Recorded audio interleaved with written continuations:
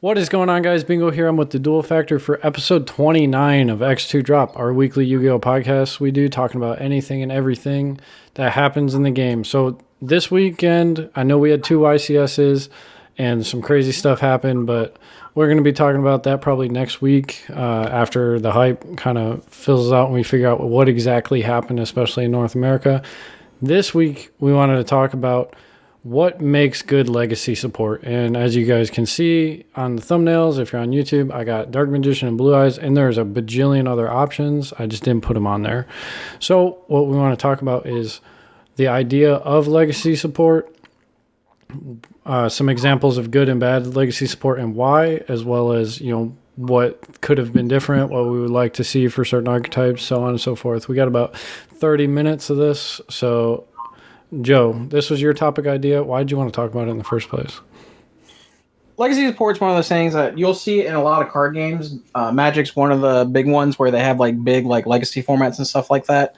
I don't know how much you see in games like Pokemon or stuff like that, but Yu-Gi-Oh! It's kind of interesting because we only have two formats, right? We have Advanced and we have Traditional. Advanced is where all of our tournaments happen, and Legacy support has the ability to either make or break a deck. And I think that's a really interesting factor that you have in those types of situations.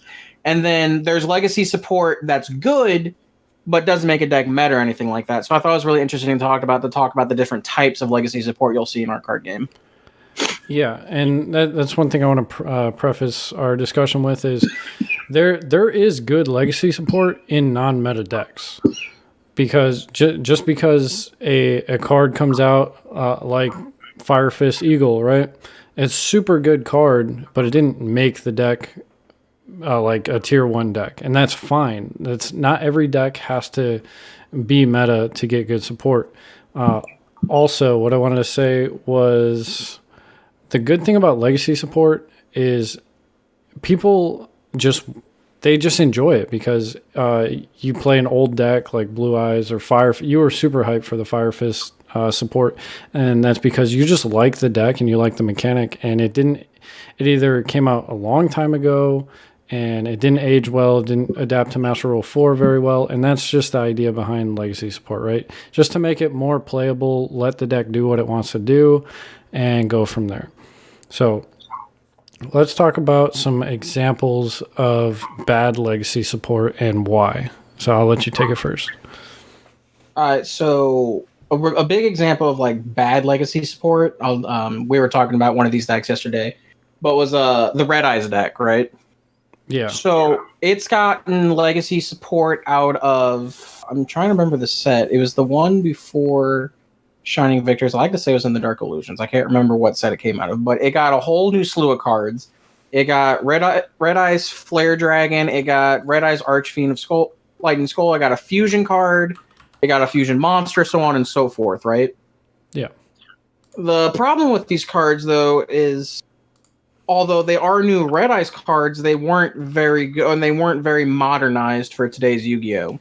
The best one they got was the Black Stone of Legend, which was a tutor for a level 7 Red Eyes monster, right? That's honestly pretty good support.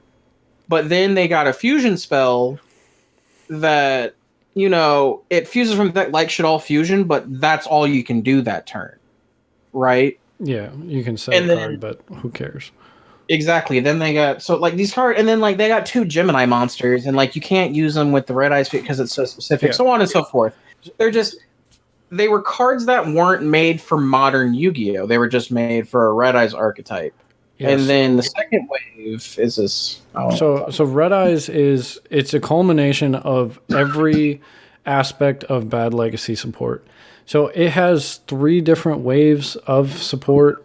Obviously, you got your vanilla Red Eyes stuff that came out back in the day. And then you have Insight, and like you're talking about, all the Gemini stuff, Blackstone, and then the equip mechanic with the Gearfried, the Red Eyes Knight, and the Battle Tutor for Red Eyes Baby Dragon. So there are too many different types of mechanics trying to function in one deck. They don't mesh well. Too many restrictions on the cards, like Red Eyes Fusion, like you just said. You can only use that card that turn. And then Blackstone of Legend is another card where you can't use both effects in the same turn for no reason. It's not a tuner for some reason, but it's a level 1 dragon, but Whitestone of Ancients can be a tuner. And it just all compiles together to basically an unplayable strategy. Out of most of the decks we're going to be talking about, I feel like Red Eyes is by far, it's gotten probably the most support out of a lot of them, and it's unplayable, especially It's for like Firewall. it's like the redheaded stepchild of Yu-Gi-Oh. Like everyone loves Red Eyes Black Dragon. It's just a cool card, but like Konami just hates it for some reason, and you can tell by the cards they released for it. Like the secret rare print of like from the tin back in the day for Red Eyes. It's one of my favorite cards in the game. It just looks gorgeous, and I want the deck to be playable, but you can play like a Guard Dragon deck with like a couple of Red Eyes cards and call it a Red Eyes deck, but that's the best you're going to get. Like there is no fundamental strategy for the deck besides activate Fusion, burn for 1200, activate Infernal Fire Blast, burn for 35, and left arm for Infernal Fire Blast and burn for 35 and win. Yeah, like that's like the best you're going to do in like a dream world, you know? But I mean, it's got some stuff like the cards, like it's legacy support. Like, yeah, the deck doesn't make it playable, but like they're cool looking cards, and I think that's what a lot of people go for with like Red Eye stuff in general. And then the last thing on Red Eyes I want to talk about is it just got another card, right? Got Red Eyes Alternative Black Dragon. Everybody was hyped for this card because it got announced before the effect got released, right? Yep. And this card is, again, it just doesn't do anything for the deck. No. So it can't be normal summon or set. Special summon must be special summon by attributing 1 Red Eyes from your hand or field. Again, why? You can only special summon it once per turn this way. If this card is destroyed by battle or sent to the graveyard by an opponent's card effect, target 1 level 7 or lower Red Eyes in your grave except itself, and special summon it. And if its original name is Red Eyes, its attack is doubled. Like, it's just another card of do fucking anything. It's just another example of legacy support that doesn't mesh well with modern Yu-Gi-Oh.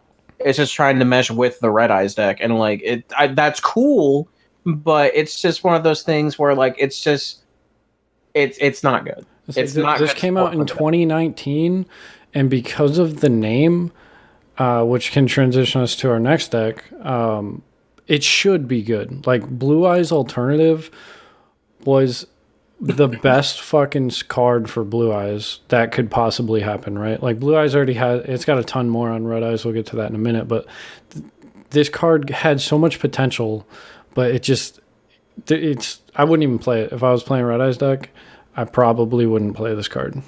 It's not worth it. Because you don't proc any effects by tributing a card. Like it's just a straight neg 1. You can crash it. Like the best thing for this is summon it, crash it, bring out a Red Eyes, and attack for a lot of damage. And, like, that's it. It's unfortunate, but, you know, that's life, you know? All right, so that's one example of bad support. Let's go to good support, and let's just use Blue Eyes because I was just talking about it. Yeah. You are the resident Seto Kaiba of our locals, so Blue Eyes, talk me through the deck and when it got support and how it impacted it. So, Blue Eyes actually, a lot of people don't remember this, especially in modern Yu-Gi-Oh, but Blue Eyes has actually had now 2 waves of like legacy support. So in 2013 or something like that, I can't remember exactly. It's either 2012 or 2013. It got a structure deck, and that's when we got Azure Eyes and stuff like that. And we got Bane with Eyes of Blue and cards like that, and like they were okay and like decent cards, but they weren't enough to make the deck meta. But I would categorize them as good legacy support because they were better geared towards modern Yu-Gi-Oh at the time. Yes. Like targeting was big, like was really, really big in that format. So they gave us a card like Main with Eyes of Blue that always triggered whenever it got targeted by something to summon Blue Eyes, and it gave us ways to tutor the cards out of the deck and stuff like that and make them more playable. Yeah, because we had the like Fiendish, like Satellar Knights using Fiendish Chain and stuff like that, right? Yeah, this was 2012, 2013, so we didn't have Satellar Knights, but stuff like that. But cards like Fiendish and stuff like that were still big. So that's type of support that meshed well with the modern Yu-Gi-Oh at the time. But the deck wasn't meta, so there's that. But in 2015 and 16, we got Shining Victories, and it gave us a whole new slew of Blue Eyes cards to work with, and we also got the movie pack. One of the cards that we got, one of the cards we had for a long time was Blue Eyes Alternative Dragon, which that card was insane support for the deck. It was searchable by Melody of the Awakening Dragon. It had the same stats as Blue Eyes, and its summoning condition was easy. You just revealed Blue Eyes and summon it to the field, and that's huge for a deck like that. It's a free level 8 body, and then it pops cards. Like, it was just a good card. And then you got a bunch of other stuff like the Tuner, Whitestone of the Ancients. You got Sage, where Sage is an insane card. And like I said, these are all cards that worked well with modern Yu-Gi-Oh! At the time for the format. And then you got generic support like Return of the Dragon Lords and stuff like that. But I mean, everyone sees that as a Blue Eyes card because that's the deck that made it popular at the time. And that's the example of legacy support for a deck that came all the way out in 2002, or a boss monster, I should say, that came out in 2002. That got some support in like 2006 and 7 with like Burst Stream of Destruction and Kaiba Man. And then you go all the way now to 2016, and it became a meta deck. And that's like legacy support that's insane, because everything that it needed, it got to be that way. It even got a Synchro monster that was good. Yeah. And not every card has to be a home run, right? For legacy support. You got anime pandering and just not good cards. Like Blue Eyes just got support this year with the trap card. Like, it got a whole mesh of cards like that aren't good. Not every card has to be a home run, but when you jumping back to Red Eyes, when you just can't nail down one wave of support for the deck, it really hurts the fan base for that deck. Like, just to give you an idea of it, the bad Blue Eye support is better than the actual decent Red Eye support, if it gives you an idea of that. Because like, at least Bingo Machine goes adds a card. You know what I mean? Adds a card. Like, the trap generally, like, you can make an argument for playing most of the cards. Like, they do have niche uses. I wouldn't play them in a competitive deck, but if somebody was casually playing the strategy and they explain like why they're playing that card, like, I can understand it. And that's all we're looking for. We're looking for playability as well as just general like effectiveness in the strategy. And so we've talked about two of the big three. We'll talk about the last big three, and then we'll just start jumping between more of the off anime decks. So Dark Magician, going from good to bad again. Dark Magician is almost as bad as it did get one really good wave of support, I would consider, and then it's just been trash after trash after trash. That's a deck that had so much potential. Like, when they released, like, well, not released, but when they showed some of the cards they were releasing, like, for example, I'm sure you were probably ecstatic when you saw Dark Magic Circle. I wasn't even playing the game because that came out in mid 2016, right? Okay, I'll go off. So we got it. Actually, we got the Dark Magician support before we got the Blue Eye support. It came out of the Dark Illusion. That's the same set that, for those of you who don't know, that Pawn of Desires came out of. Yep. But you got Dark Magic Circle, which that card's really, really good. You got you got Rod, which was a tutor for like cards with Dark Magician in the name for like your spells and traps. And like the spell and traps that we had for Dark Magician beforehand, there were some pretty good ones in there. Like was it Dark Magic Attack was the one that, like, that's Harpy's Feather Duster. Like, that's a broken card. And then we got Eternal Soul in the Legendary Duelists. And then they revealed like Eternal Soul and stuff like that. And these are like all really good cards, but it still wasn't enough. And then you got a really powerful trap card in Magician Navigation, but it has like the same sickness and Yu-Gi-Oh! That every good card has, as being a trap card makes it suck, kind of. But this was all support that made the decks like somewhat viable a little bit, because a lot of these cards can tutor other cards. Like, a lot of people didn't know, but Magician's Navigation can tutor Kaiku the Ghost Destroyer, which was really good back then. But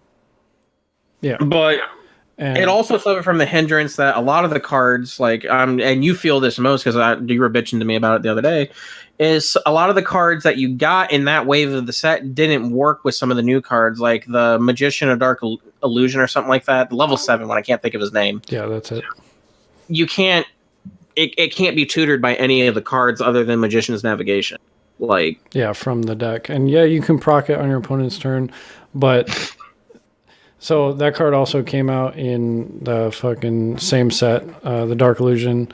It's not Dark Magician in hand, so instead of having 6 ways to summon off navigation, you're restricted to the vanilla.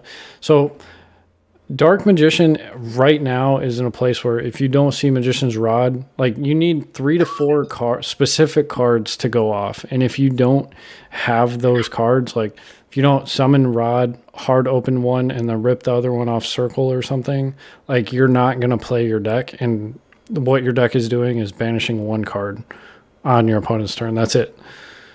Yeah, like if you compare that to Blue Eyes, that's tough, bro.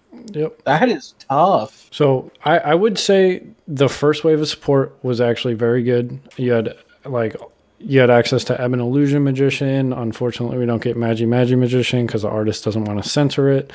Then we got Apprentice Illusion Magician as a jump promo. Cards very good for what the deck wants to do. But then you get like Bond Between Teacher and Student, and like that card's fine, except you can't there's no way to summon Dark Magician going first, like at all, unless you want to rip cards like Dark Magic Veil, but then you can't summon, or no, you have to have Dark Magician in hand plus Dark Magic Veil, or I forget. It's just not a good way to play. And then you got like ritual monsters and stuff like that. And then we get into that Red Eyes argument where it's like, why did we even need these cards? Like I guess those aren't Dark Magician cards. They're Democ cards, right? Magician of Black Chaos. I feel like Democ and Dark Magician are the same thing. Yeah, it's just a ritual retrain. That was the idea behind it. But exactly. And now we're just stumbling along, like waiting for something that just says, special summon Dark Magician, like from your deck. Or give it like the same thing Red Eyes need. Just give it like a Blue Eyes alternative S card. I feel like that would do wonders for your deck. Yeah. There's a ton of things that I would do for Dark Magician, but we're halfway in, and there are a lot of decks that deserve to be talked about. So we'll just move on from the big 3. I'll throw it back to you to throw out the first one you want to talk about. Example of a deck that got really good legacy support but not meta relevant: Crystal Beast. Definitely. Out of the Legendary Duelist packs, they got, I believe, is Rainbow Bridge or Crystal Bridge, and then Crystal Bonds. And like these are cards that are like insane. Like they're just perfect for that tech strategy. Like Crystal Bond, it puts a Crystal Beast in your spell and trap card zone and gets you set up to start playing the game and stuff like that, because that's what you need for that deck. Now, it stays with the theme of the deck of how you're trying to put like its specific cards and spell and trap card zones to get it set up and stuff like that. But it's still a strategy that doesn't mesh well with modernized Yu-Gi-Oh! So that support was really good, but it didn't do a whole lot for the deck because it's still not playable in a sense. Yeah, it's not playable in a competitive setting. And now it's really good support, and I don't think they really can do anything more than that without just like overhauling and breaking the mechanic. But if you want to sit down casually and play that against your buddies like Watt deck or something casually, like it's going to be infinitely better with that wave of support than it was before, right? And exactly. That's the idea. I'm going to jump to bad legacy support because I don't like just talking about one wave of support or one card as legacy support, but it is. So Crowley, the Origin of Prophecy. The way spellbooks want to play it's a normal summon based deck. The Prophecy cards, like they're too slow for modern Yu-Gi-Oh! And this card didn't do anything unless you open Blue Boy, Priestess, and 2 spellbook cards. You're not going to get two freaking spellcasters on board, right? And then the only thing you're getting from it is a Library of the Crescent. Like it's not like it's fine, right? Like it sticks with the theme, but it doesn't do anything. Yeah, that's the problem. Like you'll play it, but it's just gonna be extravagant bait, and like you're never like you will summon it 1 out of like 50 games because you're like, oh, I could do this, and then it makes my Priestess live because I have 2 Blue Boy on board or something weird. It just didn't do anything. It didn't really progress the strategy. I know Judgment's banned, and that is just pretty much the heart and soul of that deck. But Judgment was support. I wouldn't say legacy at the time, but it was after support, right? It wasn't in the core set. It wasn't in the core set. It was Spellbook was one of those decks that got more support which each set that came out and stuff like that. But Judgment is one of those cards that just way took the deck over the top. It went from being like a casual, well, at the time, when Spellbook was big, it was like a tier 2 deck. But like that one card brought it from being tier 2 all the way to the power level of tier 0, like Dragon Rulers was. Like that was just insane. Yeah, it would be like if Striker came out without Engage, right? Exactly. It's like, yeah, your deck works, but just not nearly as consistent. All right, your turn. So an example of a card that is phenomenal legacy support, but it's played in every other deck other than itself is Isold, the Two Tails of the Noble Knights. Yep. So for those of us who lived through Yu-Gi-Oh, we all know how awful Goki format was because Isold was a card. But it's a card that was released for generally it was released for an archetype that came out in like 2013. When did Cosmo Blazer come out? Was Cosmo Blazer 2012 or 13? I can't remember, but that was when we got actually no, we got Noble Knights from Abyss Rising, so it was even older than that. But it was made with that deck's playstyle in mind because, as most people know, Noble Knights work with equip spells and stuff like that. And you can tell like they're trying to stick to the theme that like Isold sends equip spells from the deck to the graveyard, especially summon more Noble Knights out of the deck, or Noble Knights, but warriors. But because of how it was designed, it was more generic than being archetype specific. So you could use it and abuse it in other big strategies that use warrior-esque cards. And Goki's the one that basically was Goki's replacement for Needle Fiber, because that's essentially what it was. Yeah. So, but I mean, I was just gonna say, like Isold is a great Noble Knight card. The only reason it's hard to, it like kind of won't roll off the tongue as legacy support is because it doesn't have that modern restriction. It was a subject of new mechanic. Exactly. It just doesn't say at least one Noble Knight monster. No, it's just any two warriors, and that's where I think they made the card not only over the top, but broke it. You know what I mean? And then Noble Knights actually got more legacy support after Isold, and they were all really good for the deck. You got the Sacred Noble Knight King Custonin, you got Noble Knight Custonin, you got Glory of the Noble Knights, you got another equip spell and stuff like that. Like they got more cards than just that, but that was like the most notable one. Yeah, I mean, those came out after Isold, but it's just an example of, yes, Noble Knight's still not breaking the meta scene, but if you want to play it and you want to get good with it, you can have success. Just look at, it does have regional success. Exactly. I mean, it's got a hand trap that's freaking Solemn Judgment, basically. It's a pretty good hand trap, honestly.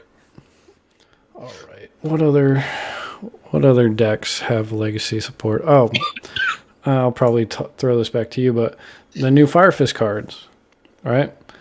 Oh, yeah. People were genuinely debating, like, would they be a meta deck? Because the support in, was it Panda and Eagle? And yeah, there's another one. They're just, you got they're Panda, legit Eagle, insane. Elephant, like, so Fire Fist, this is actually a really, really good example of legacy support, because so it stuck with the theme of the deck as everything works with fire formations and stuff like that. But you went from a deck that was traditionally like, so in 2014, which was the format where the engine got popular, Fire Fist was traditionally a +1 grind amount deck. That's just how the cards work the best. Bear was a +1 inherently when it hit the board. You had Tenki that searched your Beast Warrior, so on and so forth. And that's traditionally as the deck is known. Now we get the new legacy support where Eagle makes it where you don't have to pay cost for fire formation. So you went from a grindy +1 deck, which really isn't that viable in modern Yu-Gi-Oh! Today. Now you're a big combo deck with cards like Panda and Elephant and the new not ritual spell, but it is a ritual spell. The ritual spell that when it's sent to the graveyard, it's a monster reborn effect, which is huge in modern. Like it's just, it completely changed to how the deck was played, but still sticking with a lot of the older cards that became better because of the new legacy support, like Brotherhood of the Fire Fist Dragon and Buffalo and Tiger King and Lion Emperor and stuff like that. Like those cards became infinitely more better than what they were back in the past. All right, so the next deck I want to talk about is Lunalights, because it's, as an engine, because I would say it's more of an engine, it's meta relevant, and the legacy support for it, like no one was talking about Lunalights before Yellow Martin came out, and then they read it and it's like, okay, we can do some crazy ass shenanigans with this card. And Exactly. in the strategy, I'm not that familiar with Lunalights, but it definitely facilitates exactly what they want to do. Lunalights is kind of like an OTK based strategy, right?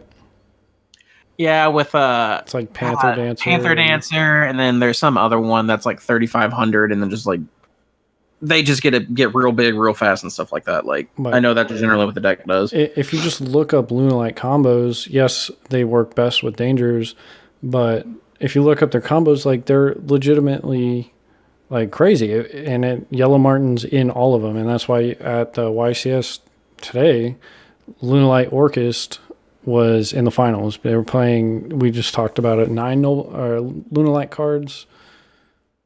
Yeah, 9 Lunalight cards. Didn't play any of the fusions or anything like that, but that's all right. Yeah, like I mean, it's an whatever. engine. It's just a facilitator for what the deck wants to do. I believe it helps make As a Thought early. Yeah, the idea of the Lunalight engine in that deck specifically, it just helps you turbo out As a Thought so you can do your Orcus combo safely without getting hand trapped, other than with impermanence. But I mean, that's none of that's possible without Yellow Martin. Yep.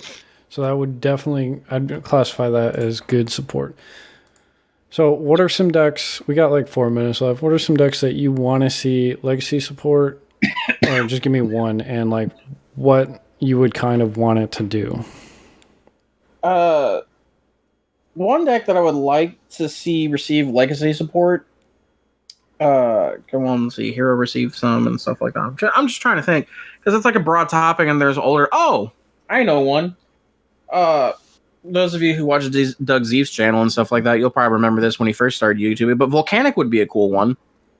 Because it received a pretty solid card in 2015 in Blaze Accelerator Reload, but it doesn't mesh well with modern day Yu-Gi-Oh! Now, the type of legacy support you kind of see like that is like the best card in the deck, and the deck it completely revolves around is Volcanic Rocket, because it can search Blaze Accelerator cards. They need a Blaze Accelerator card that advances your game state that's not a trap card. Kind of like, because that's what Blaze Accelerator Reload does, but it has the downfall being a trap card. If you can review, you don't necessarily have to have all the same effects, but a version of it that's like a spell card, that would be really good support. Or just like a monster you can make that like just gets you to like where you want to be. You know what I mean? Yeah. Mine, I would want Satellar Knight, Link Monster, probably a Link 1 that helps facilitate making the Link Monster as well as an Xyz going first, because unless you just open Broken or you want to take the neg 1 from Ptolemaeus, like you're not going to Triver turn 1, and ideally you Triver, set traps, pass turn, right? Exactly. So it needs to be like a Link 1 that lets you target a Satellar Knight in your grave, special summon it to a zone it points to, and then use that monster's effect as this monster's effect. So all the Satellar Knights are hard ones per turn. I was talking with Doug about this a while back, and it would just let you Altair more than once per turn. It would let you Deneb more than once per turn.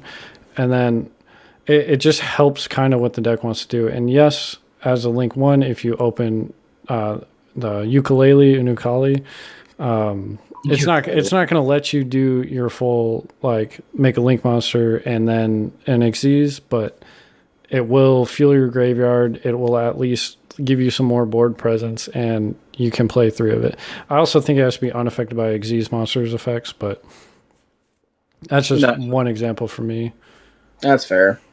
All right, let's do one more from you, and then we'll call it.